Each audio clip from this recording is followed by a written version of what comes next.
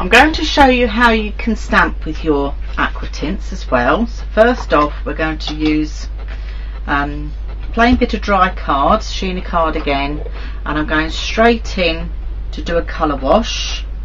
And this is using the, I'll bring it in here to show you, I'm using the Perfectly Pastels number 55. So it's a nice wash pink. So just take that all the way over to give a colour wash, dry onto the cardstock.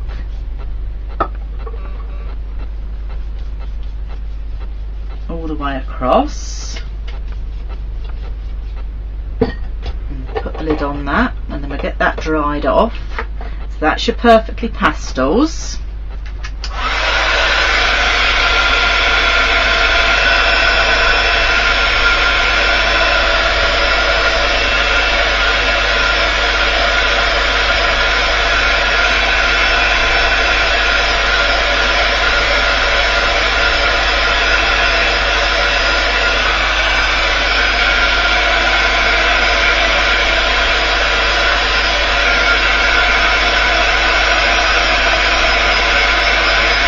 Drying on the back as well, because that's going to help keep my cardstock flat. You do get a bit of bowing, but it does help to flatten it out a bit. I would have liked that flatter, but that will do. It's not quite dry, but that will do for what we're going to do. Now next I'm going to take number 53 from the Beautiful Grunge collection, as this is in a darker pink, so I've used the paler pink for the background. I'm going to go in with the darker pink to stamp. So again, I'm going to dry my brush off.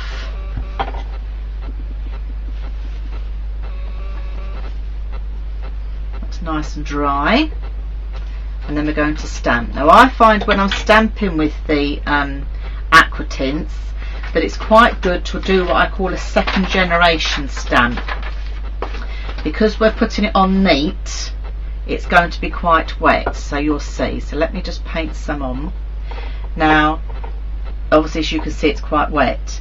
Now if I was doing something like a tree or a flower, you know, if I was doing a tree, I could paint the tree trunk a brown colour and do the foliage a different colour. This doesn't dry out too quickly, so you have the option to play about and colour certain bits different colour. If I wanted to add another colour to this, I could do quite easily. Okay, but I'm not going to for this instance. I'm going to leave it as the plain colour. And then I always like to second generation stamp when I'm using the aqua tint, so I'm just going to stamp that onto there and then bring in my finished piece. Oh, that's stuck to it. So you get that nice effect on there. There's not quite enough left on there to do another stamp, so let's put a little bit more on.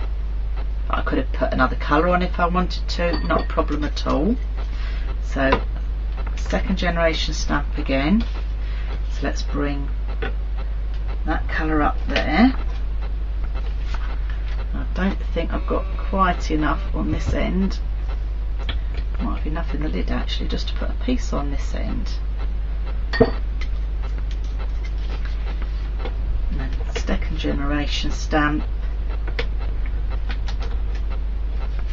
So that's showing you how you can stamp with your aqua tints as well, which gives a lovely effect and just means you can stamp images that you haven't got ink pads for. So it's a beautiful way of using them again.